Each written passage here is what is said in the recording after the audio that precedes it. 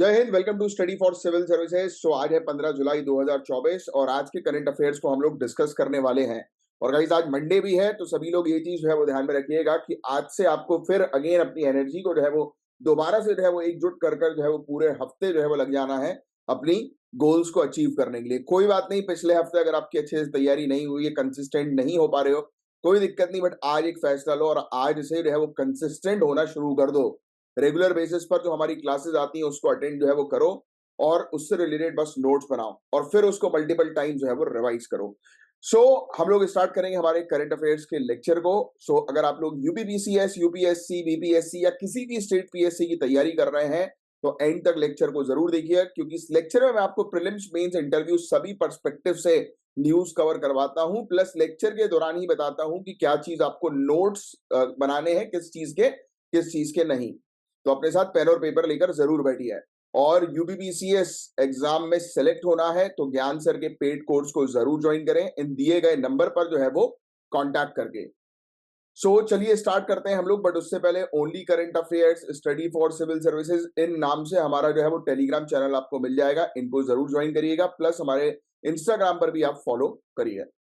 तो ये सब टॉपिक्स हैं आज की, जिनको एक एक करके डिटेल में हम लोग कवर करने वाले हैं। तो चलिए लेट्स स्टार्ट द टॉपिक। और जो चीज मैं बोलूंगा इसको नोट डाउन करो, सिर्फ उसी चीज को नोट डाउन करना है, बाकी आपको चीजों को सिर्फ ध्यान से सुनना है। तो पहला जो टॉपिक आ रहा है उसमें बात हो रही है मेंस्ट्रुअल लीव पॉलिसी से रिलेटेड, यानी कि मासिक धर्म अवकाश नीति से रिलेटेड हम लोग को टॉपिक देखने को मिल रहा है। अभी रिसेंटली हमारी ऑनरेबल सुप्रीम कोर्ट ने जो है वो एक मुद्दे पर जो है वो एक मुद्दे पर बात करी है, जिसमें हाईलाइट किया गया है मेंस्ट्रुअल लीव पॉलिसी के मुद्दे को, राइट। और ये कहा गया है कि जो महिला जो हम लोग को वर्कफोर्स के अंदर जो है वो देखने को मिलती हैं, राइट, यानी कि जो कार्यबल में जो महिला शामिल है, तो ये कहा गया है कि ये जो पॉलिसी है उसमें कुछ कॉम्प्लेक्सिटी है, राइट, यानी कि कुछ जटिलता है, जिसके कारण से हम लोग को देखने को मिल रहा है कि महिलाओं को कुछ समस्या आ रही है। करंट स्टेट हम लोग को मेंस्ट्रुअल लीव पॉलिसी का इंडिया के अंदर देखने को मिल रहा है कि जिसको और भी ज्यादा आप कह सकते हो कि लेजिस्लेटिव एफर्ट्स की आवश्यकता है, मतलब कि और भी ज्यादा विधायी प्रयासों की, यानी कि कानून और भी स्ट्रिक्ट जो है वो बनाया जाए या कानूनी तौर पर जो है उसको और बेटर तरीके से इंप्लीमेंट किया जाए, इसकी आवश्यकता है, राइट। तो अभी देखो ये सब चीज तो नहीं, बस आपको ये ध्यान में रखना है कि हाँ, सुप्रीम कोर्ट ने जो है वो मेंस्ट्रुअल लीव पॉलिसी के बारे में बात करी है। सिर्फ ये चीज हम लोग को इस पैराग्राफ में समझ में आ रही है, इतना आपको दिमाग पर रखो। आगे बढ़ते हैं। स्टेट क्या है मेंस्ट्रुअल लीव्स का इंडिया के अंदर, आप समझ तो रहे हो ना, मासिक धर्म अवकाश जो है वो होता है, राइट, हम लोग को देखने को मिलता है। तो जो ये कंसेप्ट है मेंस्ट्रुअल लीव का, ये अलाउ करता है महिलाओं को कि महिला जो है वो पेड या फिर अनपेड लीव जो है वो ले सकती है मेंस्ट्रुएशन के दौरान। मासिक धर्म अवकाश की अवधारणा में महिलाओं को उनकी कार्य क्षमता पर इसके प्रभाव को स्वीकार करते हुए मासिक धर्म के दौरान भुगतान या अवेतनिक अवकाश लेने की अनुमति दी गई है। तो ये फैक्ट पहला ध्यान में रखना कि मेंस्ट्रुअल लीव का कंसेप्ट जो है वो अलाउ किया गया है, और आज की डेट में सिर्फ बिहार और केरला ही इंडिया के अंदर ऐसी स्टेट्स देखने को मिल रही हैं जिन्होंने फॉर्मली मेंस्ट्रुअल लीव पॉलिसी जो है वो इंप्लीमेंट करी है, मतलब कि ये पेड लीव जो है वो वुमेन एम्प्लॉइज को प्रोवाइड करा रहे हैं, सिर्फ बिहार और केरला। तो चाहो तो ये लिख सकते हो कि आज की स्टेट डेट में बिहार और केरला के अंदर ही ये पॉलिसी ठीक तरीके से अभी काम कर रही है, चल रही है, बाकी दूसरी स्टेट्स के अंदर ये पॉलिसी नहीं है। इसके अलावा जोमेटो, स्विगी, बाइजू जैसी जो कंपनीज हैं, इन्होंने इंडिपेंडेंटली इंट्रोड्यूस किया था मेंस्ट्रुअल लीव पॉलिसी को अपनी फीमेल एम्प्लॉय को सपोर्ट करने के लिए, राइट। इस इनिशिएटिव का मेन ऑब्जेक्टिव ये है कि जेंडर इंक्लूसिविटी को प्रमोट करना। सिंपल शब्दों में मैं आपको बोलूं कि लैंगिक समावेशिता। आपको पता है कि वर्कफोर्स जो कार्यबल जो होता है उसमें ज्यादा मेल यानी कि ज्यादा मेन हम लोग को देखने को मिलते हैं एज कंपेयर टू वुमेन।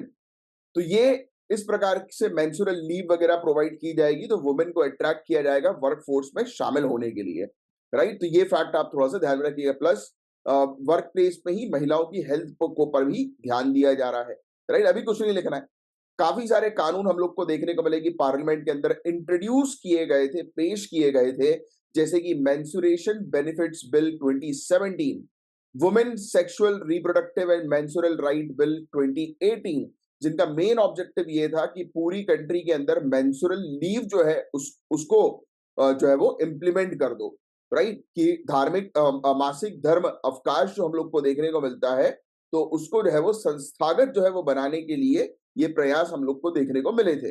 हालाँकि ये बिल जो है वो कानून नहीं बन पाए, पास नहीं हो पाए और इस पर कंटीन्यूअसली जो है वो प्रॉब्लम्स देखने को मिल रही हैं, बट पॉलिसी बनाई गई। देखो, एक होता है कानून और एक होता है पॉलिसी। यस, एक हम लोग को प्रॉपर कानून, प्रॉपर लॉ देखने को मिलता है और एक सिर्फ नीति हम लोग को देखने को मिलती है। तो अगर पॉलिसी होगी तो लोग उस पॉलिसी को जो है वो इम्प्लीमेंट करें या ना करें, ये उनके लिए क्या रहेगा, ये एक ऑप्शन रहेगा। यस बोलो हाँ या ना। बट वहीं अगर कानून की बात करें तो कानून को इम्प्लीमेंट करना ही पड़ेगा। कानून का उल्लंघन करोगे तो कानूनी कार्रवाई होगी, बट किसी पॉलिसी का उल्लंघन करोगे तो कुछ नहीं होगा। कम ऑन, यही चीज होती है।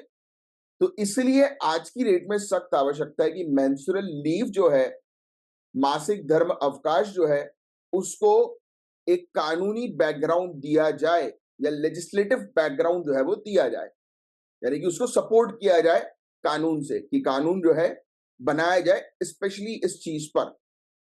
आगे की चर्चा करें, पूरे दुनिया भर में काफी सारी कंट्रीज जैसे स्पेन, जापान, साउथ कोरिया, इन्होंने इंप्लीमेंट करी है पेड मेंस्ट्रुअल लीव पॉलिसीज को वुमेन हेल्थ और वर्क प्लेस इक्विटी को सपोर्ट करने के लिए।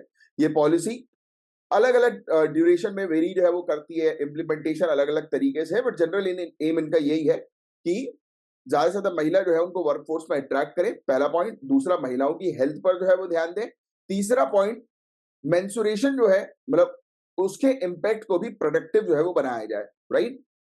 और सोशल इश्यूज तो आपको ऑलरेडी पता है, सोसाइटी के अंदर जो इस प्रकार की मेंसुरेशन से रिलेटेड जो है वो धारणा जो है वो चलती है।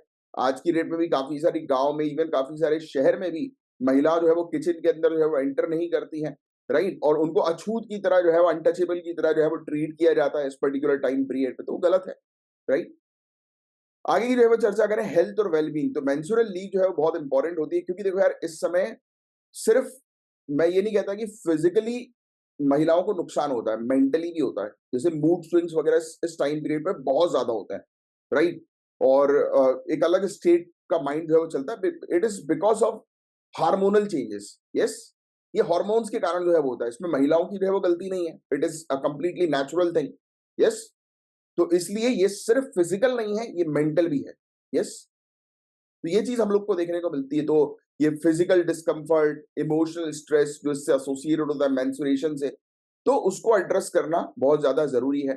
फिर इसके अलावा वुमेन की हेल्थ और प्रोडक्टिविटी को प्रमोट करना जरूरी है। स्टडीज ने ये चीज इंडिकेट किया कि मेंस्ट्रुअल लीव जो है, अगर वो आप प्रोवाइड कराओगे तो वर्क प्लेस में ज्यादा महिलाएं जो है वो शामिल होंगी और ज्यादा ग्रोथ हम लोग को देखने को मिलेगी, राइट।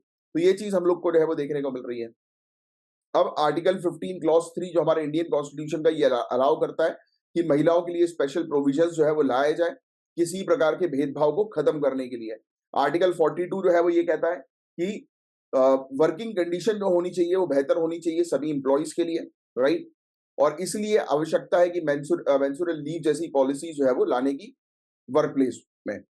आगे की चर्चा करें, कुछ प्रॉब्लम्स हम लोग को देखने को मिलती है एम्प्लॉयर की तरफ से। तो एम्प्लॉयर ऑब्वियस सी बात है भाई, प्राइवेट सेक्टर है, प्रॉफिट मेकिंग सेक्टर है, तो वो तो ये बोलेगा कि मैं पेड लीव जो है वो काय को दूं, क्योंकि आजकल एम्प्लॉयर बड़े सड़े होते हैं, राइट। उनको थोड़ा लेना देना किसी चीज से, उनको तो सिर्फ अपने काम से जो है मतलब है। मतलब इतनी घटिया सोचो। और जब जब एम्प्लॉयर ऐसा हो जाता है ना कि सिर्फ उसको काम से मतलब होता है, तो फिर एम्प्लॉय का मन भी नहीं करता कि एक्स्ट्रा एफर्ट जो है वो डालने का। एम्प्लॉय सोचता है भाड़ में जा, मेरा ज्यादा शाना बन रहा है तो मैं नहीं करूंगा, जितना तूने काम दिया है सिर्फ उतना ही काम जो है वो होगा। और बल्कि और भी फिर एम्प्लॉय जो है वो ढीला बनने लगता है। बट पता है, मेरा मेरा थोड़ा सा, मेरी थिंकिंग इस चीज में अलग है। मतलब कैसे अलग है, ये एम्प्लॉयर आपको 90% एम्प्लॉयर, 90 to 95% ऐसे ही एम्प्लॉयर आपको देखने को मिलेंगे सड़ू रही पे, right. But if you are working somewhere ना, मेरा मानना ये है, आप कहीं पर भी किसी के पास भी काम कर रहे हो ना, शिद्दत के साथ करो, राइट। अगर वो आपको जो है वो सैलरी 10,000 रुपए दे रहे हैं तो 1 लाख रुपए का काम जो है वो करो। ये बताओ मैं क्यों बोल रहा हूं आपको, ये इसलिए बोल रहा हूं क्योंकि इससे आपकी खुद की प्रोडक्टिविटी एनहांस होगी, इंक्रीज होगी। आपकी क्षमता जब बढ़ती है ना, तब ऑटोमेटिकली आपको दूसरी जगह से काम मिलना शुरू हो जाता है, या फिर वही एम्प्लॉयर आपको और काम देगा आपकी क्षमता जो है वो देखकर, और आपकी सैलरी ऑटोमेटिकली जो है बढ़ेगी। जैसे मैं एक छोटा सा अपना एग्जांपल लेता हूँ। मैंने 12th के बाद कॉल सेंटर जो है वो जॉब किया, मैं जॉब करी है इंटरनेशनल कॉल सेंटर में। रात में 9 बजे से लेकर सुबह 6 बजे तक मैं काम करता था। उस कॉल सेंटर का नाम था ई हेरिक्स। तो मैंने जब ज्वाइन किया था तो मुझे 4,500 रुपए सैलरी ऑफर की गई थी। एचआर ने बोला था कि 4,500 रुपए। मैंने पहले महीने काम किया, मैं बेस्ट एम्प्लॉय का जो है मुझे अवार्ड मिला। बेस्ट न्यू कमर का पहले मुझे अवार्ड मिला, क्योंकि मैं इकलौता ऐसा न्यू कमर था जिसने सेल्स जो है वो कर दी थी वहां पर, क्योंकि अल्टीमेटली भाई ये बीपीओ वाली जॉब तो सेल्स के ऊपर बेस्ड होती है। तो मैंने सेल्स करी, मुझे बेस्ट न्यू कमर का अवार्ड मिलता है। फिर जब मुझे बेस्ट न्यू कमर का अवार्ड मिला तब मैंने क्या किया, ये मेरी अचीवमेंट है। मैं पहुंच गया एचआर के पास, मैंने कहा यार 4,500 में काम नहीं बनेगा। तो उन्होंने बोले काम तुरंत विदाउट एनी डिस्कशन 6,000, 6,000 सैलरी हो गई अपनी। फिर अपन ने नेक्स्ट मंथ फिर काम किया, best employee of the month का अवार्ड मिल गया अपन को, राइट। अपने काम की ओर फिर अपन पहुंच गए कि नहीं 6 में काम नहीं बन रहा। तो मतलब पहले आप काम करके दिखाओ फिर आपको सैलरी मिलेगी। आज की डेट में उल्टा हो गया है। अच्छा फिर अपन ने उसके इनने मुझे 6 से 6,500 किया था, 500 रुपये बढ़ाया था, अपन कुछ थे उसमें। मैंने कहा चलो कुछ तो बढ़ा। फिर मैंने मुझसे गलती हो गई कि मेरे गलती भी बोलूं या फिर मेरी किस्मत बोलूं कि मेरे साइड में जो भैया बैठे हुए थे, अक्षत भैया, वो करीब 4 साल से जॉब जो है वो कर रहे थे उसी पर्टिकुलर बीपीओ के अंदर। तो मैंने उनसे पूछा कि मैंने कहा आपकी सैलरी कितनी है? तो उसने बोला कि 15,000। मैंने कहा सेम टाइम पर ये काम कर रहे हैं और सेम टाइम पे मैं काम कर रहा हूँ, सेल्स में इनसे ज्यादा दे रहा हूँ अब, और इनको 15 मिल रही, मुझे 6.5। बॉस मैं पहुंच गया बॉस के पास, बगावत करी कि मैंने कहा देखो बोर्ड पे मेरा नाम पे सेल्स, क्योंकि देखो जब आप अचीव करोगे तब आप बगावत कर सकते हो कि भाई ये डिस्क्रिमिनेशन मत करो, अगर आप सामने वाले को दे रहे हो तो आप मुझे भी दो। तो उन्होंने मुझे समझाया कि नहीं वो सीनियर आपके। फिर मेरे साथ एक डील रखी कि आपको जो है वो 15,000 रुपये महीना मिल जाएगा, बट एक ही शर्त पे कि आपको जो है वो दिन की 10 सेल करनी है, और जैसे ही आप दिन की 10 सेल करो लॉग आउट करके निकल जाओ। मैंने कहा अपने लिए छुटकियों का काम था 10 सेल करना, और 50 लोगों की उस पूरी एम्प्लॉय में मैं मेरे साथ दीपिका दीदी थी और एक प्रतीक मेरा दोस्त था, हम 3 लोग, और अर्पित हमारे टीम लीडर, हम 4 लोग की टीम एक अलग बना दी, रिमेनिंग 50 लोग की टीम अलग। और 9 बजे से लेकर 12 बजे तक हम फोड़ के 3 घंटे काम करके बॉस के साथ डिनर करने चले जाते थे, और खत्म, फिर अपने घर घर निकलो। तो main thing is that this कि पहले अचीव करो, फिर उसके बाद पहले मतलब अपनी क्षमता शो करो, फिर उसके बाद आपको सब मिलेगा जो आप चाहते हो। So this should be your strategy कि कहीं पर भी काम करो, कैसा भी काम करो। जैसे अभी आपका काम है पढ़ाई करने का, तो फाड़ू पढ़ाई करो, फाड़ू, कि लगना चाहिए खुद को अंदर से कि हाँ यार जितना मैंने सोचा उससे स्ट्रेच करके ही किया है, ऐसे ही तैसी। समझ रहे बातों को? तो कहीं पर भी कुछ भी काम करो, और ज्यादा करोगे, बेहतर करोगे ना, तो ऑटोमेटिकली हर चीज आपके फेवर में होगी। जैसे मेरे लिए हो गई थी हर चीज मेरे फेवर में। क्यों? क्योंकि मैंने वो चीज करके दिखाई और उस तरीके से करी। तो दैट इज इंपॉर्टेंट। एम्प्लॉयर कुछ कैसा भी, यहां पर लिखा है चैलेंजेस में एम्प्लॉयर, कि एम्प्लॉयर जो है वो इस प्रकार से अवॉइड करते हैं, राइट? नहीं बॉस।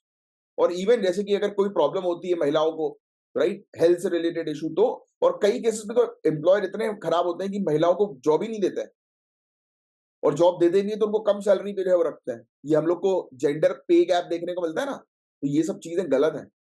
बट ठीक है, मेरा मानना है कि चलो ठीक है, ऐसा ऐसा अगर लोग कर रहे हैं तो आप क्यों कंप्लेन करोगे भाई? आप लोग कंप्लेन करने के लिए थोड़ा ना बैठे हो, आप तो सोल्यूशन के लिए बैठे हो। काम ऐसा करके दिखाओ कि सामने वाले को मजा आ जाए। अच्छा ठीक है, कई बार लोग आप काम अच्छा करोगे आपको अप्रिशिएट भी नहीं करेंगे ना, कोई मतलब नहीं, आपको टेंशन ही नहीं लेना है। आप ये मत सोचो आप ना अप्रिशिएशन के भूखे रहो, ना सैलरी के भूखे रहो। ये यूनिवर्स ऑटोमेटिकली आपको सब कुछ देगा अगर आपके अंदर क्षमता है तो। मैं आपको गारंटी दे रहा हूँ, आपके अपॉर्चुनिटीज ऑटोमेटिकली खुल जाएंगी आपके लिए। और अभी आप कर रहे हो सिविल सर्विसेज की तैयारी या किसी गवर्नमेंट एग्जामिनेशन की तैयारी, ऑटोमेटिकली मेहनत करते रहो कंटिन्यूअसली, देखना आपके लिए दरवाजा खुलेगा, और उसके बाद आपकी लाइफ बदल जाएगी। बट वो दरवाजा खोलने के लिए उस लेवल की मेहनत करनी पड़ेगी, और डबल ट्रिपल। जब डबल ट्रिपल करोगे, क्वालिटी चीज पे काम करोगे, तो ऑटोमेटिकली आपका काम होगा। लिख के ले लो। चलो, ज्यादा मोटिवेशन हो गया, ज्यादा स्टोरी हो गई आज, है बस आज के लिए एक ही रखेंगे। अब यार अब मैं सोच के तो आता नहीं हूँ यार, अब ये टॉपिक आया इस प्रकार से, तो अपन ने अपना एक एग्जाम्पल जो है वो दे दिया। एनीवेज आगे की जो है वो चर्चा करें, पब्लिक परसेप्शन और स्टिग्मा, जो मैंने भी आपको बताया, ये सोसाइटी इसको जो है वो अछूत तरीके का जो है मानती है, कितनी गलत बात है। फिर सरकार के इनिशिएटिव, इंडियन गवर्नमेंट ने लॉन्च की है स्कीम, मेंस्ट्रुअल हाइजीन स्कीम, राष्ट्रीय किशोर स्वास्थ्य कार्यक्रम, मेंस्ट्रुअल हेल्थ हाइजीन को प्रमोट करने के लिए। तो ये लिख लो आप भाई, मेंस्ट्रुअल हेल्थ हाइजीन को प्रमोट करने के लिए, मासिक धर्म स्वास्थ्य और स्वच्छता को प्रोत्साहित करने के लिए ये सब स्कीम है। मासिक धर्म स्वच्छता योजना और राष्ट्रीय किशोर स्वास्थ्य कार्यक्रम, ये लिख लो, ये कभी-कभी मेंस में लिखने के लिए अच्छा हो जाता है। और ये बोल रहे हैं कि भाई एक प्रॉपर पॉलिसी लेकर आओ, कानूनी बैकग्राउंड जो है वो दो, तब सही रहेगा। और दूसरा आपको ये लिखना था, जो मैंने भी आपको बताया था ना, ये आर्टिकल 15 क्लॉज 3 और आर्टिकल 42, इसमें भी जो है वो इसकी बात की गई है अलग-अलग, जो मैंने भी आपको बताया। ये 2 चीज़ें बस लिखनी है। बस यही था एक टॉपिक, इसके अंदर और कुछ नोट्स बनाने की जरूरत नहीं, 2 चीज़ों के नोट्स बना लो बस, that is more than enough. Next जो हमारा टॉपिक है कोऑपरेटिव्स का, सहकारिता का, राइट? सहकारी समिति यहाँ पर बता लिखा हुआ है, कोऑपरेटिव्स। और कोऑपरेटिव मिनिस्ट्री भी है, आपको पता होगा अभी लेटेस्ट मिनिस्ट्री जो है वो तैयार की गई है, मंत्रालय बनाया गया है। अच्छा, कोऑपरेटिव्स होता क्या है? पहले तो ये समझ लो। कोऑपरेटिव्स का मतलब ये है, सिंपल शब्दों में मैं आपको समझाऊं तो एग्जांपल अमूल। अमूल मिल्क के बारे में सभी ने सुना है? अमूल की दही आती है, अमूल का मिल्क आता है, राइट? आई थिंक आप सभी लोग को पता होगा। अमूल जो है, अमूल की आइसक्रीम आती है ना। अमूल शुरू कैसे हुआ था? काफी सारे लोग, अमूल एक कोऑपरेटिव है, पता है आपको? काफी सारे लोग, जैसे फॉर एग्जांपल काफी सारे जो लोग, जो ग्वाले हैं, जिनके पास गाय है, भैंस है, यस, काफी सारे ऐसे लोग, इंडिपेंडेंट मिल्कमैन आप कह सकते हो। इंडिपेंडेंट जो है वो एक व्यक्ति है जो घर घर जाकर दूध देता है, राइट?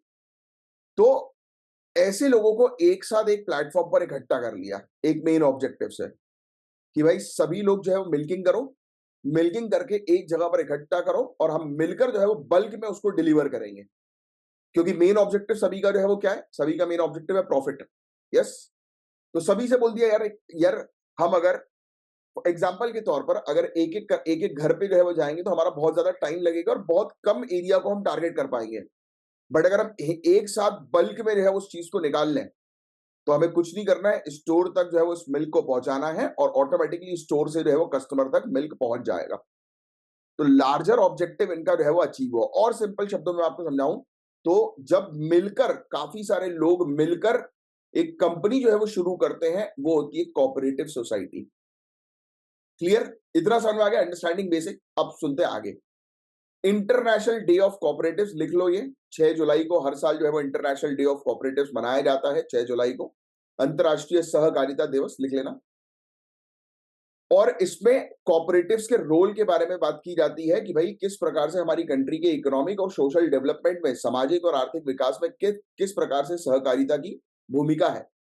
इसकी थीम लिख लेना, थीम 2024 की क्या है? Cooperative building a better future for all. ये हिंदी में भी ये लिखना, ये वाला मत लिखना हिंदी में, क्योंकि इंटरनेशनल है, तो इंटरनेशनल थीम में इंग्लिश में ही लिखना पड़ता है। Cooperative building a better future for all, ठीक है? नाम से ही समझ में आ रहा है कि भाई बेटर फ्यूचर के लिए कोऑपरेटिव एक अच्छा काम करता है। अमूल सबसे बेस्ट एग्जांपल है। अब किस प्रकार से कोऑपरेटिव सोसाइटी इंडिया के अंदर उभर कर आती है, तो मैं आपको बताता हूँ।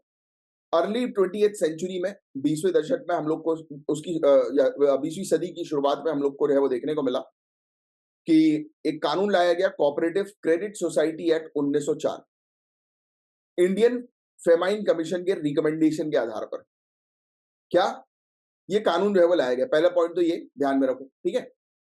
नेक्स्ट, इंडिपेंडेंस के बाद कोऑपरेटिव जो है वो और तेजी से आगे बढ़ना शुरू हुए, गांधीयन प्रिंसिपल्स के ऊपर, डिसेंट्रलाइजेशन के, राइट? विकेंद्रीकरण के जो गांधी जी के जो प्रिंसिपल्स थे कि भाई हम लोग को जो है वो समुदाय को, कम्युनिटी को जो है वो सशक्त बनाना है, कम्युनिटी को एम्पावर करना है। गांधी जी बोलते थे ना कि कम्युनिटी को, समुदाय को जो है वो सशक्त बनाओ, राइट? और सबके हाथ में पावर्स होनी चाहिए। तो गांधी जी के ये प्रिंसिपल्स को ध्यान में रखते हुए, क्योंकि देखो घर घर पे चरखा चलाने की बात कर दी थी गांधी जी ने, आपको पता है ना सभी को, कि घर घर पे जो है वो कपड़ा बनाओ, राइट, खादी बनाओ। कम ऑन से यस और नो। तो गांधी जी चाह रहे थे कि दोबारा से जो हमारी कंट्री में पहले हुआ करता था कि भाई घर घर पर उद्योग थे, इंडस्ट्रीज थे, तो गांधी जी चाह रहे थे कि दोबारा से ये चीज शुरू हो। तो ये हुआ तो यही कि सभी लोग जो है वो खुद से काम करके उन्होंने कम्युनिटी बना ली, एक समुदाय बना लिया, और फिर उसको एज अ कोऑपरेटिव सोसाइटी के तौर पर रजिस्टर कर दिया। अब इंडिया जो है यहाँ पर दुनिया की लार्जेस्ट कोऑपरेटिव नेटवर्क है इंडिया के अंदर, ये वाला पॉइंट लिख सकते हो। भारत में दुनिया के सबसे बड़े बड़े सहकारी नेटवर्कों में से एक है। 8 लाख कॉपरेटिव हम लोग को देखने को मिलते हैं अलग अलग सेक्टर में, agriculture, credit, dairy, housing, fisheries. Cooperative बहुत इंपॉर्टेंट रोल प्ले करते हैं। 20% एग्रीकल्चर लोन्स में, 35% फर्टिलाइजर डिस्ट्रीब्यूशन में, 31% शुगर प्रोडक्शन में, राइट। तो इस प्रकार का इनका कंट्रीब्यूशन हम लोग को जो है वो देखने को मिलता है। अब सरकारी इनिशिएटिव्स क्या है और पॉलिसीज क्या है, तो देखो 2021 में बन गई मिनिस्ट्री ऑफ कॉपरेशन, राइट। 2021 में हम लोग को सहकारी विकास पर ध्यान केंद्रित करने के उद्देश्य से सहकारिता मंत्रालय जो है वो उसका गठन किया गया। लिख लेना ये वाला पॉइंट। 2021 में मिनिस्ट्री ऑफ कॉपरेशन जो है वो लाया गया सहकारिता को प्रमोट करने के लिए, राइट। इससे पहले ब्रैकेट में लिख लेना, प्रीवियसली मिनिस्ट्री ऑफ एग्रीकल्चर के अंदर था ये कॉपरेटिव्स। ये फैक्ट भी लिख लेना कि इससे पहले हम लोग को देखने को मिला था कि ये दायित्व जो था वो कृषि मंत्रालय पर था। क्लियर। इसका मेन ऑब्जेक्टिव जो है वो यही था कि कॉपरेटिव सेक्टर को जो है वो बेहतर बनाना, राइट। तो ये चीज हम लोग को जो है वो देखने को मिल रही है।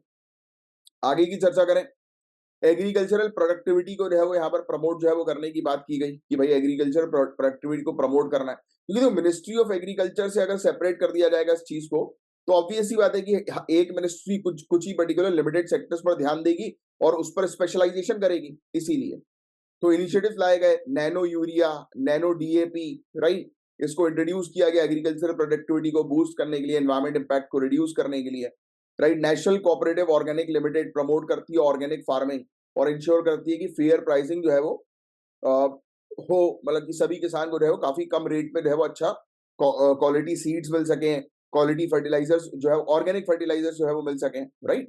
तो ये चीज हम लोग को देखने को मिल रही है।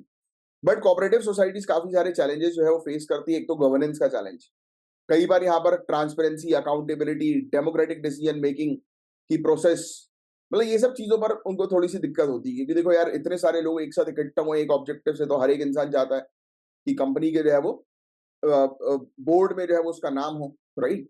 जो बोर्ड ऑफ गवर्नर्स हम लोग को देखने को मिलता है ना, तो उसमें उसका नाम हो बीओडी में। फिर लिमिटेड मेंबर पार्टिसिपेशन इसके अंदर हम लोग को देखने को मिलता है, क्योंकि लोग जो है वो अक्सर ये चाहते हैं कि हम इंडिपेंडेंट रहकर जो है वो काम करें, वो ज्यादा बेटर है, राइट। बट एक्चुअली में ऐसा नहीं होता। जब आप टीम के तौर पर काम करते हो तो अच्छा एक ग्रोथ जो है वो अच्छी आपको मिल जाती है। नेक्स्ट, फाइनेंशियल कॉन्स्टेंट्स, कई बार जो है इनको फाइनेंशियल इश्यूज जो है फेस करने पड़ते हैं, स्पेशली लोन्स वगैरह की बात करें। ऑन पेपर बस जो है वो कहा जाता है कि लोन्स जो है वो ऑफर किए जाएंगे ये प्रायोरिटी सेक्टर को, जैसे एजुकेशन, एग्रीकल्चर। बट एक्चुअली मैं खुद ही इसका भुक्तभोगी हूँ। मैं एजुकेशन सेक्टर से, आप जानते हैं कि हम लोग बिलोंग करते हैं। तो मैं खुद गया था एक बार जब लोन लेने बैंक पे, तो बैंक ने क्लियरली मना कर दिया और ये स्टेटमेंट थे कि एजुकेशन या कोचिंग इंस्टीट्यूट्स के लिए हम लोग जो है वो लोन ऑफर नहीं करते हैं। अब फिर मरता क्या नहीं करता, इसलिए तो इंसान फिर बाहर से हाई रेट पे जो है वो लोन उठाता है। मैंने एनबीएफसी से उठाया, हालांकि मार्केट से नहीं उठाया, मार्केट का रेट तो और भी हाई होता है। मैंने एनबीएफसी से उठाया, बट उसका रेट भी जो है वो 30% है, 26 से 30% लगता है अपन को सालाना। सोचो अब आगे की जो है वो चर्चा करें, तो अब देखो, जो प्रॉब्लम है वही सोल्यूशन है। अकाउंटेबिलिटी की प्रॉब्लम तो अकाउंटेबिलिटी बनाओ, ट्रांसपेरेंसी की, पारदर्शिता की प्रॉब्लम तो पारदर्शिता पर आप फोकस करो। यस, तो वही सेम चीज जो मैं अभी हमेशा आपको जो है बताता ही हूँ। तो ये था पूरा टॉपिक। हालांकि इसमें कॉपरेटिव्स की डेफिनेशन कहीं नहीं लिखी थी, बट मैंने आपको कॉपरेटिव्स के बारे में समझा दिया था कि क्या होता है ये कॉपरेटिव, बस वो ध्यान में रखो। और दो चार फैक्ट जो मैंने आपको बताए हैं, बट बस वो आपको ध्यान में रखना है। Next, micro droplets of water, पानी की सूक्ष्म बूंदे। रीसेंट स्टडी पब्लिश हुई है मतलब साइंस में, जर्नल है। उसने हाईलाइट जो है वो किया है कि माइक्रो ड्रॉपलेट्स जो पानी के होते हैं उनकी एबिलिटीज जो है वो क्या है। तो बहुत छोटे छोटे से ड्रॉपलेट्स होते हैं ना पानी के, बहुत छोटे छोटे से छींटे। कभी कार में जब आप जाते हो तो आप देखते हो कि विंडशील्ड के और बहुत छोटू छोटू से छींटे जो है वो पड़ते हैं। तो ये रेन ड्रॉप से भी बहुत स्मॉल जो है वो होते हैं। इनकी एक यूनिक केमिकल रिएक्टिविटी हम लोग को देखने को मिलती है, राइट। अब और इसमें बहुत सारी मतलब अलग अलग प्रकार की साइंटिफिक फील्ड में इसकी एक अलग प्रकार की इंपॉर्टेंस है। तो उसी को हम लोग समझेंगे। बहुत अच्छा साइंस एंड टेक्नोलॉजी के पॉइंट ऑफ व्यू से एक टॉपिक है, आपकी समझदारी की, आपकी जनरल नॉलेज के लिए। तो सबसे पहली चीज तो माइक्रो ड्रॉपलेट जो है वो ब्रेक डाउन करता है मिनरल्स को, जैसे कि सिलिका, एल्यूमिनिया के नैनो पार्टिकल्स में। याद रखना, ये सूक्ष्म बूंदे सिलिका और एल्यूमिनिया जैसे खनिजों को, मिनरल्स को जो है वो ब्रेक डाउन करते हैं, राइट। किसमें? नैनो पार्टिकल्स में। फिर application of high voltage to mineral microparticles in water causes rapid transformation into nanoparticles within millisecond। तो बहुत ही मिलीसेकंड में, बहुत ही कम टाइम में जो है वो मिनरल्स को रही है ब्रेक डाउन करने का काम करता है। तो सिंपल पॉइंट, ये जो छोटे छोटे ड्रॉपलेट्स होते हैं ये मिनरल्स को ब्रेक डाउन कर देते हैं। बस ये पहली चीज आपको दिमाग में रखनी है। breakup mechanism involves proton infiltration into crystal layer, electric fields from charged surface and surface tension effects. तो ये सब डिटेल में जाने की जरूरत नहीं. पहला पॉइंट, ये टाइनी ड्रॉपलेट जो है मिनरल्स को ब्रेक डाउन कर लेते हैं, जैसे कि सिलिका, एल्यूमिनियम, राइट, छोटे छोटे नैनो पार्टिकल्स में. अब ये ब्रेक डाउन से फायदा जो है वो क्या होता है, एग्रीकल्चर में फायदा होता है. सॉइल, अब ये ब्रेक डाउन हो जाएंगे अगर बड़े मिनरल्स, तो सॉइल में अच्छे से, मिट्टी में अच्छे से घुल जाएंगे. यस. और मिट्टी में जब ये घुलेंगे जैसे सिलिका वगैरह, तो मिट्टी की क्वालिटी जो है वो और बेटर होगी, और मिट्टी की क्वालिटी बेटर होने से प्लांट की अच्छे से ग्रोथ होगी. यस. फिर माइक्रो ड्रॉपलेट जो है ये रेप्लिकेट करते हैं early cell like environment, influence करते हैं बायोकेमिकल की प्रोसेस को, तो लाइफ के ओरिजिन में भी इनका एक रोल देखने को मिला है. फिर एटमॉस्फेरिक प्रोसेस, अब नेचुरली जो है ये इंटरेक्ट करते हैं मिनरल्स के साथ और नैनो पार्टिकल्स है वो बनाते हैं. तो ये एक प्रकार से एटमॉस्फेरिक प्रोसेस है. जैसे अपन को वाटर साइकिल देखने को मिलती है, मिनरल साइकिल देखने को मिलती है, वैसे ही एक आप कह सकते हो कि एक ऑटोमेटिक प्रोसेस हम लोग को जो है वो देखने को मिल रही है, राइट, जो कि एटमॉस्फेयर को बेहतर बनाने का काम जो है वो करती है खुद से. तो नैनो पार्टिकल्स क्या होते हैं, ये बात आपको ऑलरेडी पता है. बहुत छोटे से कण, नैनो ऑब्जेक्ट, जिनका डायमेंशन जो होता है वो नैनो स्केल में होता है. मेडिसिन, इलेक्ट्रॉनिक, एग्रीकल्चर की फील्ड में इनका काफी रोल होता है, राइट. टिपिकली 1 से लेकर 100 nm ये हम लोग को जो है वो देखने को मिलता है, इनका साइज, कंपोजिशन वगैरह, शेप. ठीक है. वाटर ड्रॉपलेट और वाटर वेपर में जो है वो क्या डिफरेंस, तो आपको ऑलरेडी बताया. वाटर ड्रॉपलेट जो है वो लिक्विड फॉर्म में हम लोग को देखने को मिलता है, और ये वेपर जो है वो गैस फॉर्म में हम लोग को देखने को मिलता है. तो जल वाष्प और पानी की बूंद, बहुत सिंपल चीज, इसको पढ़ने की भी जरूरत नहीं है आपको. ठीक है. तो इसमें कुछ लिखना नहीं है आपको, बस ये एक जीके के पॉइंट ऑफ व्यू से ध्यान में रखना कि हाँ भाई, माइक्रो ड्रॉपलेट जो होते हैं पानी के, उनमें भी काफी क्षमता होती है, मिनरल्स को जो है वो ब्रेक डाउन करने का काम कर देते हैं. बस दैट्स इट. आगे decarbonisation of MSME cluster, micro small and medium enterprises cluster को डीकार्बनाइज करने पर फोकस किया जा रहा है. रिसेंटली स्टडी कंडक्ट हुई है 7 important micro small and medium enterprise clusters की इंडिया के अंदर, जिसने हाईलाइट किया कि भाई यहाँ पर जो है वो पोटेंशियल है कॉस्ट सेविंग का, पैसा बचाने का पोटेंशियल है, और कार्बन डाइऑक्साइड एमिशन को कम करने का पोटेंशियल है कुछ एरियाज में एमएसएमई के पास, राइट. तो ये चीज हम लोग को देखने को मिल रही है. तो कुछ स्टडी जो सामने आई है उसमें क्या किन चीजों पे बात की गई, तो approximately 31% micro small and medium enterprises जो है वो ऑपरेट करती है मैन्युफैक्चरिंग सेक्टर में, और मैन्युफैक्चरिंग सेक्टर में सबसे ज्यादा ग्रीन हाउस गैस का एमिशन होता है, ये बात आप सभी को पता है, राइट. कार्बन डाइऑक्साइड सबसे ज्यादा रिलीज होता है मैन्युफैक्चरिंग सेक्टर में, बोलो हाँ या ना. फिर 20 से 25% इंडिया की इंडस्ट्रियल एनर्जी कंजम्पशन यहीं पे हो रहा है, एमएसएमई में हो रहा है, राइट. जैसे कि यहाँ पर हीटिंग की प्रोसेस होती है, राइट, थर्मल प्रोसेस, तो उसमें क्या लगती है, इलेक्ट्रिसिटी जो है वो लगती है, ग्रीन हाउस गैस जो है वो रिलीज होती है. और और भी कुछ सेक्टर्स जैसे pharmaceutical, refractories, aluminium die casting, right, bakeries, textile, तो ये भी एनर्जी कंज्यूमिंग सेक्टर हम लोग को देखने को मिलता है. तो ये बोल रहे हैं कि भाई करीब 31% एमएसएमई अगर इन सेक्टर्स पे बिलोंग कर रही है, तो हम क्या कर सकते हैं, इनको जो है वो रिन्यूएबल एनर्जी की तरफ शिफ्ट कर सकते हैं, जिससे कि इन सेक्टर को डीकार्बनाइज किया जा सके. यस. क्योंकि छोटा टारगेट रखोगे तो जल्दी अचीव होगा. तो ये छोटा टारगेट एमएसएमई हमें देखने को मिल रही है, दिमाग पर रखो अभी. अब फिर फाइनेंशियल इंप्लीकेशंस और सेविंग्स के बारे में हम लोग बात करें, तो अगर ये एनर्जी एफिशिएंट मेजर्स लेकर आते हैं, राइट, और रिन्यूएबल एनर्जी के सोल्यूशन जो है वो इन क्लस्टर्स पे लेकर आते हैं, तो उसके लिए आपको जो है वो 90 करोड़ रुपए का एटलीस्ट इतना तो इन्वेस्टमेंट लगेगा ही लगेगा. तो ये एक छोटा सा इशू है इन्वेस्टमेंट को लेकर, कि अगर आपको 31% एमएसएमई जो ऑपरेट कर रही है मैन्युफैक्चरिंग सेक्टर में, उसको अगर आपको कन्वर्ट करना है कि रिन्यूएबल सेक्टर में, यानी कि वो रिन्यूएबल एनर्जी का जो है वो उपयोग करे रेदर देन कन्वेंशनल एनर्जी, तो उसके लिए आपको इन्वेस्टमेंट, निवेश जो लगेगा वो 90 करोड़ रुपए के आसपास तक का जो है वो लगेगा. और इन्वेस्टमेंट में एनुअल कॉस्ट सेविंग जो है वो 37 करोड़ रुपए तो आपको आएगी आएगी, और काफी ज्यादा मात्रा में कार्बन डाइऑक्साइड का एमिशन रिड्यूस होगा. मतलब ये मान के चलो कि 3 से 4 साल, मैक्सिमम 4 साल के अंदर आपका इन्वेस्टमेंट जो है वो पूरा निकल जाएगा, और मतलब इतनी बचत हो जाएगी आपकी, सोचो आप. तो ये तो बढ़िया चीज है एक प्रकार से, अगर देखा जाए तो बहुत ही बढ़िया चीज है ये. तो कुछ चीजें रिकमेंडेशन जो है वो की गई. पहली चीज तो ये बोला गया कि भाई फाइनेंस की प्रॉब्लम जो है वो रिजॉल्व करो, क्योंकि इन सेक्टर्स को अगर रिन्यूएबल में लेकर जाना है तो सबसे बड़ी प्रॉब्लम फाइनेंस की है. आप एक मतलब एक सोल्यूशन ये हो सकता है कि बैंक जो है वो इंटरेस्ट फ्री लोन दे दें गवर्नमेंट के कहने पर, गवर्नमेंट जो है वो इंटरेस्ट भर दे. कौन, ये इतना तो हो ही सकता है, क्योंकि ये लॉन्ग टर्म के गोल्स को अचीव कर रहा है, सस्टेनेबल डेवलपमेंट गोल्स को अचीव करने में हेल्प करेगा, राइट. और क्लाइमेट चेंज के लिए बहुत बढ़िया है ये. प्लस एमएसएमई को भी जो है वो हेल्प कर देगा, क्योंकि उसके इतने ज्यादा पैसे जो है वो बचेंगे, उसके जो पैसे वो इलेक्ट्रिसिटी बिल में पे कर रहा है। ठीक है, तो अफोर्डेबल कोलेटरल फ्री लोन जो है वो ऑफर कर दो एमएसएमई को, तो यही चीज इसके अंदर जो है वो लिखी हुई है। फिर पॉलिसीज, क्लियर कट जो है वो पॉलिसीज धीरे धीरे बनाओ फेज वाइज, जिससे कि रिड्यूस जो है वो किया जा सके कार्बन डाइऑक्साइड को इस सेक्टर में से। एक बायोफ्यूल इकोसिस्टम जो है वो लाया जाए, एक्सपेंड करो पॉलिसी को, प्रमोट करो बायोमास और बायोडीजल को जो है वो गवर्नमेंट स्कीम्स में शामिल करो। बायो सीएनजी सेल्स जो है वो उसको सपोर्ट करो, जिससे कि रिन्यूएबल एनर्जी की तरफ जो है वो आगे हम बढ़ सके। रिन्यूएबल एनर्जी के उपयोग को जो है वो इंक्रीज करो, रूफटॉप सोलर इंस्टॉलेशन जो है वो करवाओ ग्रिड्स वगैरह का। यस, ठीक है। फिर इंसेंटिव्स प्रोवाइड कराओ कि जो भी एमएसएमई जो है वो ट्रांजिट कर रही है, राइट, रिन्यूएबल एनर्जी में जो है वो एंटर कर रही है, तो उसको जो है वो कुछ इंसेंटिव्स दो, फाइनेंशियल इंसेंटिव्स हो गया, सर्टिफिकेशन हो गया। यस, तो उससे उसको जो है प्रमोशन जो है वो मिलेगा, और दूसरी एमएसएमई भी जो है वो इसमें शामिल होंगी, इंक्लूजन इनका होगा। बट कुछ कुछ चैलेंजेस, कुछ कुछ प्रॉब्लम्स हम लोग को देखने को मिल रही है इंडिया के अंदर। एक तो एनर्जी मिक्स का और ट्रांजिशन गोल्स का चैलेंज है। इंडिया का मेन ऑब्जेक्टिव जो है वो क्या है कि अब ये लिख लेना आप, नेचुरल गैस के शेयर को जो है वो एनर्जी मिक्स के साथ, एनर्जी मिक्स में 20% तक लेकर जाना 2030 तक। E20 आपको पता होगा ना, इथेनॉल 20, तो नेचुरल गैस का शेयर जो है उसको मिक्स जो है वो करवाना है, तो उसी टाइप का ये 2030 तक। हालांकि मेरे, अगर मैं गलत नहीं हूं, तो E20 का इथेनॉल को जो ब्लेंड करना है पेट्रोल के अंदर, तो आपको शायद टारगेट उसका 2025 है ना, 25 या 24 ऐसा कुछ है। एक बार उसको कंफर्म कर लेना। ये नेचुरल गैस की बात हो रही है, जैसे E20 था ना, वैसे ये नेचुरल गैस का है।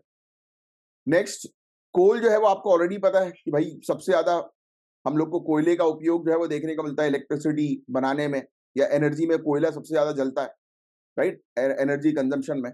तो उसको जो है वो ट्रांजिट जो है वो करना है, और ये सबसे बड़ा चैलेंज है। फिर इंफ्रास्ट्रक्चर का इशू हम लोग को सबसे बड़ा जो है वो देखने को मिलता है कि हर जगह प्रॉपर इंफ्रास्ट्रक्चर जो है वो नहीं है, अफसर रचनाएं जो है वो प्रॉपर हम लोग को जो है वो हर जगह नहीं देखने को मिलती हैं। यस, कोल टू गैस में ट्रांजिट करना जो है वो थोड़ा डिफिकल्ट जो है वो हो रहा है, क्योंकि वही इंफ्रास्ट्रक्चर का इशू और इकोनॉमी का इशू, क्योंकि आप ट्रांजिशन करोगे तो पैसा जो है वो लगेगा। तो ये चीजें हम लोग को देखने को मिल रही है। बस इस टॉपिक में इतना ही था। काफी अच्छी चीज हम लोग को इस टॉपिक के अंदर जो है वो देखने को मिली।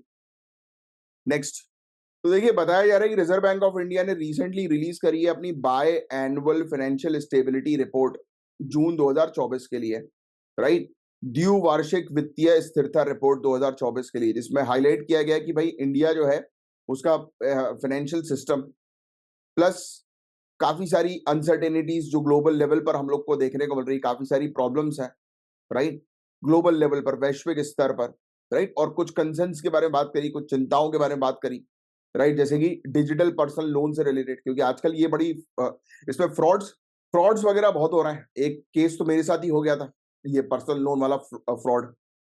ये पाकिस्तान की तरफ से ये लोग ऑपरेट करते हैं, इनके जो कलेक्टर्स होते हैं, और भाई साहब बहुत ही मतलब खतरनाक रेट ऑफ इंटरेस्ट, प्लस ये एक्सप्लॉइट करते हैं। ये डराते हैं कि तुम्हारी पूरी फैमिली के मोबाइल नंबर्स हमारे पास हैं। एक मेरे फ्रेंड के साथ भी हुआ था। ये आजकल डीप फेक्स टेक्नोलॉजी चल रही है ना, किसी को पता है डीप फेक क्या होता है? नीचे कमेंट बॉक्स में लिख कर बताओ। डीप फेक टेक्नोलॉजीज, इसमें क्या होता है, एक इंसान के फेस को जो है वो चेंज कर दिया जाता है। तो मेरे फ्रेंड के साथ एक बार ऐसे ही हुआ था। तो उसके और उसकी वाइफ कि कुछ इस प्रकार की फोटोज जो है वो तैयार करके उनके पूरे मतलब फैमिली मेंबर्स, फ्रेंड्स को जो है वो ट्रांसफर कर दी, मतलब ये कंपनी ने, और बहुत बुरी तरह से उनको हरास जो है वो किया था। बट हालांकि मेरे समझ में नहीं आया कि मेरे फ्रेंड ने एक्शन क्यों नहीं लिया, क्योंकि ये बहुत बड़ी चीज थी। इस पर अगर एक्शन होता तो कंपनी की 12 बज जाती ऐसी हरकत करने के लिए। आई डोंट नो क्यों क्यों एक्शन नहीं लिया। लेना चाहिए, जब आपके हाथ में हो ना तो तुरंत एक्शन लेना चाहिए, और सबसे पहले अपने आप को सिक्योर कर लो तुरंत रिपोर्ट जो है वो करके। क्योंकि जब मेरे साथ एक हुआ था इस प्रकार का इश्यू, मुझे एक्सप्लॉइट कर रहे थे, बोल रहे थे कि नहीं तुम्हें पे करना पड़ेगा। मैंने कहा भाई जब लोन लिया नहीं तो मैं पे बैक क्यों करूं? तो उल्टी सीधी बातें शुरू हो गई थी। और मैंने ये बोला था, इन लोग क्या करते हैं, ये जानबूझकर आपके अकाउंट में पैसा डाल देते हैं पहले तो, फिर उसके बाद they call you and they said से कि भाई इंटरेस्ट के साथ आप भरो, उनका इंटरेस्ट जो होता है वो खतरनाक रहता है। तो भाई जब मेरी लड़ाई इस बात पे थी कि मैंने कहा जितना तुमने पैसा डाला उतना तुम वापस ले लो, मैंने कर भी दिया उनको। बट नहीं, फिर वो उल्टी सीधी और रूडनेस वाली चीजों में आ जाते हैं ये लोग, और ये पाकिस्तान के होते हैं। +92 वाले नंबर से मेरे पास जो है वो ये व्हाट्सएप मैसेजेस आए थे। फिर उसके बाद फिर मैंने तुरंत जो है वो डायल 100 कॉल किया, डायल 100 पे जो है बात करके तुरंत इनको जो है वो उनने बोला डायल 100 की तरफ से कि भाई इनको ब्लॉक कर दो आप। तो दूसरे नंबर से आया, दूसरे नंबर से आया तो अपन ने लिख दिया मैसेज कि भाई मुझे पुलिस अथॉरिटीज ने बोला कि ब्लॉक किया जाए, और आपको अगर कोई चीज है तो आप डायरेक्ट ईमेल पर बात करें या मेरे घर पे आए या ऑफिस में आए। तो ऐसी चीजें होती हैं बहुत, तो बच के रहो इन सब चीजों से। उसी चीज पर जो है वो आरबीआई ने जो है वो चिंता जो है व्यक्त करी है। इसके अंदर हम लोग को जो है वो देखने को मिलता है, बहुत सारी चीजें मिली हैं कि भाई किस प्रकार से हमारा शेड्यूल कमर्शियल बैंक्स कैसा काम कर रही हैं, एनबीएफसी कैसा काम कर रही हैं, डिजिटल लोन जो दिए जा रहे हैं उनका स्टेटस जो है वो क्या है। तो देखो, सबसे पहली चीज तो ग्लोबल इकोनॉमिक आउटलुक के कुछ आंकड़ों के बारे में बात करें तो इंटरनेशनल मॉनेटरी फंड ने ये कहा है कि पूरे दुनिया भर में जो है वो 3.2% की ग्रोथ 2024 में देखने को मिल रही है। राइट, यानी कि 3.2% से ग्रो जो है वो कर रहा है 2024 में। वर्ल्ड बैंक ने ये बोला है कि भाई 2.6% से ग्रोथ हम लोग को जो है वो देखने को मिल रही है। ये चाहो तो आंकड़े लिखना चाहो तो लिख सकते हो, वैसे उतना कुछ खास इंपॉर्टेंट नहीं है। फिर इंडिया के बारे में बात करें तो इंडिया के अंदर भी आपको ऑलरेडी पता है कि ग्रोथ तो हो ही रही है, वेरियस सेक्टर के अंदर हम लोग को देखने को मिल रही है।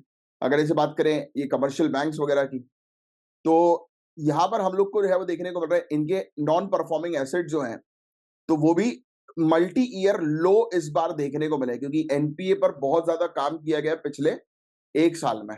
एनपीए मतलब समझते हो, नॉन परफॉर्मिंग एसेट, यानी कि किसी व्यक्ति ने बैंक से कोई लोन लिया और फिर उसने ना उसका प्रिंसिपल अमाउंट पे किया ना ईएमआई पे करी। और देखो एनपीए अकाउंट कब होता है, 3 महीने के बाद। मतलब अगर कोई व्यक्ति लगातार कंटिन्यूअसली 3 महीने तक अपने लोन्स को रीपे नहीं कर रहा है, इंटरेस्ट को रीपे नहीं कर रहा है, तो वो अकाउंट हो जाता है एनपीए। मतलब वो एक प्रकार से घाटे वाला अकाउंट हो जाता है बैंक के लिए कि भाई बैंक जो है वो लॉस में जो है वो चला गया। तो अभी पिछले 1 साल में बहुत ज्यादा स्ट्रिक्ट एनपीए के लिए स्ट्रिक्ट नियम जो है वो लाए गए। राइट, तो उसी चीज के, यानी कि अगर किसी का सिविल स्कोर जो है वो अगर लो है, राइट, तो उसको बिल्कुल लोन जो है वो नहीं देना है। राइट, तो ये सब चीजें पर जो है बहुत तेजी से जो है वो काम हुआ, और इसी कारण से इसका एक रिजल्ट ये देखने को मिल रहा है कि एनपीए जो है वो घटा है। फिर capital to risk weighted asset ratio जो हम लोग को देखने को मिलता है, अगेन ये भी सेम ही चीज होती है। जैसे आपको पता है कि यार बैंक जो है वो अपने पास पैसा जो है वो रखती है, यस, और उस सेविंग्स अकाउंट में, और वही पैसे का इस्तेमाल करती है लोन देने के लिए, यस। तो ये capital to risk weighted asset ratio यही होता है, सेम चीज, कि भाई आप अपने पास जो है वो कितना कैपिटल जो है वो रख रहे हो, जिससे कि आपको कितना रिस्क है। रिस्क मतलब कि अगर सामने वाला अकाउंट एनपीए हो जाता है तो आपके पास कितना रिस्क है जो सेविंग्स वाले उनको रीपे करने के लिए। तो वो चीज हम लोग को जो है वो देखने को मिलती है। 16.8% का हम लोग को देखने को मिला। मतलब कि अब बैंक को जो है वो ज्यादा कैपिटल, ज्यादा पूंजी जो है वो अपने पास जो है वो रखना है, राइट, जिससे कि लॉसेस जो है वो बियर अप जो है वो कर सके। Next, macro stress test indicate करता है कि ये कमर्शियल बैंक जो है वो वेल प्रिपेयर्ड है। अब इनको वेल प्रिपेयर बना दिया आरबीआई ने। यार आरबीआई की गाइडलाइंस है कि भाई आप सीआरएआर जो है उसको स्ट्रॉन्ग करो, अपना एनपीए जो है वो उसको रिड्यूस करो, स्ट्रिक्ट कर दिया है। पहले स्ट्रिक्ट नहीं था, तो इसलिए एनपीए की प्रॉब्लम बहुत ज्यादा नजर आ रही थी। बट आज की डेट में डिजिटल लोन्स में बढ़ोतरी हम लोग को देखने को मिल रही है, ये सबसे बड़ा प्रॉब्लम है। यस, एनपीए इसमें सबसे ज्यादा हो रहा है डिजिटल लोन्स वगैरह में, सेकंड्स में तो लोन्स जो है वो आ जाते हैं। फिर डिस्पाइट रेगुलेटरी मेजर्स के बावजूद आरबीआई के gross non performing asset ratio जो है पर्सनल लोन्स का वो 1.2% रहा है मार्च में। राइट, मतलब इसका मतलब रिस्क जो है वो काफी ज्यादा है पर्सनल लोन्स के सेगमेंट। पर्सनल लोन्स में तो रिस्क होता ही है क्योंकि इसके अंदर कोई भी वो नहीं रहता ना, कोलैटरल नहीं रहता, कोई भी चीज आप जो है वो उसमें गिरवी नहीं रखते हो बैंक्स के पास। ठीक है, पॉलिसी रिकमेंडेशन जो है वो क्या है, तो सबसे पहली चीज तो भाई रेगुलेटरी फ्रेमवर्क को जो है वो स्ट्रेंथन करो और मजबूत जो है वो बनाओ। स्पेशली जो डिजिटल लोन्स प्रोवाइड कराने वाला जो सेक्टर है, प्लेटफॉर्म है, तो उसको रेगुलेट करना बहुत ज्यादा जरूरी है, उस पर निगरानी रखना बहुत ज्यादा जरूरी है। ठीक है, फिर टेक्नोलॉजी, फिनटेक इनोवेशंस को जो है वो प्रमोट करो एनपीए की प्रॉब्लम्स को रिजॉल्व करने के लिए, कि पहले से ही क्लियर हो जाए कि किसको लोन देना है किसको नहीं देना है। वैसे आजकल सिविल स्कोर के थ्रू जो है वो काम हो ही जाता है, राइट, बट फिर भी पता है बैंक के कुछ इंटरनल लोग होते हैं, ये सिविल स्कोर पुअर होने के बावजूद भी कुछ पैसा जो है वो लेकर लोन जो है वो पास करा देते हैं। जैसे कि मैंने एनबीएफसी के थ्रू लोन लिया तो मेरा सिविल स्कोर अभी थोड़ा सा इफेक्ट हुआ है, और उसी कारण कमर्शियल बैंक जो है मुझे लोन नहीं दे रहा था। तो जब मैंने एक बैंकर से जो चर्चा करी, तो उस बैंकर का कहना था कि हम सब कुछ करवा देंगे बट कमीशन लगेगा, 10% कमीशन। मैंने कहा चल बे, मैंने कहा मैं 10% तेरे को दे दूंगा, मतलब एक प्रकार से अगर मेरा 12% जो है वो ईयरली इंटरेस्ट है, तो तू तो एक एक साल का इंटरेस्ट ऑलरेडी मुझसे ले रहा है ऑलमोस्ट। तो मैंने कहा नहीं भाई, तो बोलता नहीं आपको, अब इसमें कई बार मजबूर लोग कर लेते हैं। अब सोचो मजबूर लोग कितने बड़े लॉस में जाते हैं फिर। तो ये चीज़ें हम लोग को जो है वो देखने को मिल रही है, तो सस्टेनेबल फाइनेंशियल प्रैक्टिसेस पर जो है वो काम करने की सख्त आवश्यकता है। तो ये था पूरा ओवरऑल टॉपिक, मैं उम्मीद करता हूँ ये चीज़ आपको समझ में आई होगी। बाकी इसमें कुछ ज़्यादा लिखने की जो है आपको आवश्यकता नहीं है, समझने वाली चीज़ें थी कि हाँ भाई हमारे यहाँ पर एनपीए की प्रॉब्लम जो है वो रिज़ॉल्व हुई है। नेक्स्ट, देखो ये केव पेंटिंग कहाँ की है बताओ ज़रा नीचे कमेंट बॉक्स में लिख कर। ये टॉपिक मैं आपको मेरे ख्याल से परसों वाले लेक्चर में पढ़ा चुका हूँ। लियांग कारम्पुआंग केव पेंटिंग, इसमें सबसे पुराना वो हमें देखने को मिला ना, इसमें एक सुअर की फोटो थी, 3 ह्यूमन लाइक फिगर्स हम लोग को देखने को मिले थे, वही वाला टॉपिक है ये?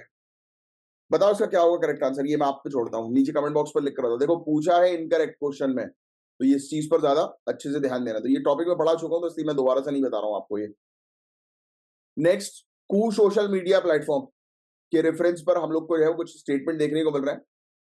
ये सब बंद हो गया ना मेरे ख्याल से, ये कू सोशल मीडिया प्लेटफॉर्म वगैरह, क्योंकि आज अभी बहुत सारी कंपनीज है वो बंद हुई हैं, राइट? तो इसी को लेकर एक आर्टिकल जो है वो आया था, तो उसी का ये टॉपिक हम लोग को देखने को रहा है, company shut down due to facing strict government regulations regarding social media content. तो स्ट्रिक्ट गवर्नमेंट वो नहीं था भाई, फाइनेंशियल स्ट्रगल, कमाई नहीं कर पा रही थी। कू जो है उसने इनिशियली पॉपुलैरिटी गेन करी, फिर बाद में ट्विटर को वो सरपास नहीं कर पाई। बड़ी कंपनी को आप नहीं छेड़ सकते हैं ना। कू जो है वो मल्टीपल इंडियन लैंग्वेज का सपोर्ट जो है वो ऑफर करती है। ये एक प्रकार से ट्विटर जैसी ही कंपनी थी कू कंपनी, जो बंद हो गई है। और अभी बहुत सारी कंपनीज जो है वो बंद हुई हैं, स्टार्टअप जो है वो बंद हुई है, उसी को लेकर एक आर्टिकल था, तो उसी से रिलेटेड ये क्वेश्चन आया है। अब देखो ये डिजिटल पर्सनल लोन से रिलेटेड जो है वो एक क्वेश्चन है मेंस का, 150 वर्ड्स में इसका आंसर लिखने की कोशिश करो। तो चलिए बस आज के लिए इतना ही था। अब मिलेंगे हम लोग कल के लेक्चर में, तब तक के लिए bye bye, take care, have a great day ahead, जय हिंद।